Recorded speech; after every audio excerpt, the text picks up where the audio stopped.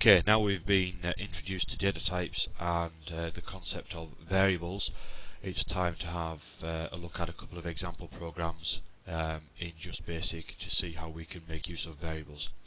Now JustBasic isn't a fully fledged programming language like .NET or C or Java, and we don't have to declare our variables as such.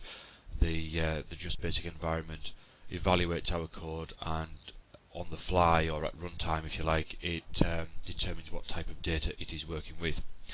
From a programmer's point of view, it's useful if your variable names have some sort of clue as to what type of data is in them. Now this is often achieved through the variable name itself, but it also can be achieved through using camel case and a prefixing value. So let us create ourselves an integer variable, so we can prefix it with int, for example, and let's just call it x, which isn't really a good name for a variable, but it'll serve its purpose for this example, and we can assign it the value 10. So this program will now have a variable called int x, and it has the value 10. If we want you to output that value, we can then print int x, and that will then output it to our output screen. So if we run that program, we can see that our program simply outputs the value 10. So let's have another variable. This one will be y, and this can be a single value, so a floating point value, and let's give it the value 0.15 for sake of argument. And again, we can then print that value out. So if we run that program, we'll now then see the value 10 from our int x, and then the value 0.15, which is from our SNG y. What we could do is now actually do some mathematical operations with those variables, and we could print out the result of an expression, we'll come on to expressions later, of int x plus SNG y. Run that, and we'll now get a third line of output, 10.15, which is the sum, if you like, of those two values added up.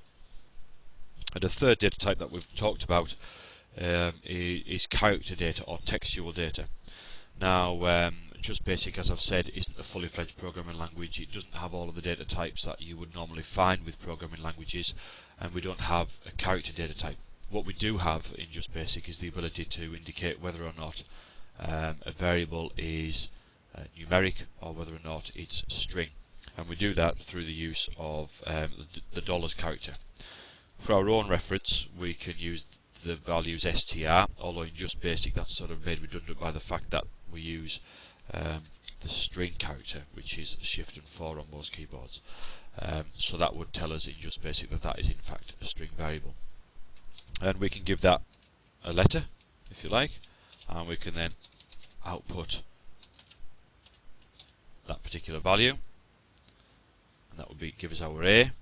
Or we could have a longer string, so hello world, for example, and we could run that, and then that outputs that particular value.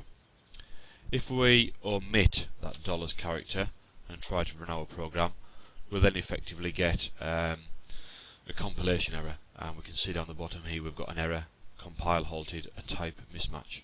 So the compiler has recognised the fact that this is string data, and we're trying to assign it to a numeric data type. It's simply numeric because we've omitted the dollar sign. Put the dollar sign back on, and the program will run fine. So we'll now return to the PowerPoint slides, and we'll have a look at various different expressions and ways of using variables and data types in programming, and then we'll return to JustBasic and do some slightly more complicated programs.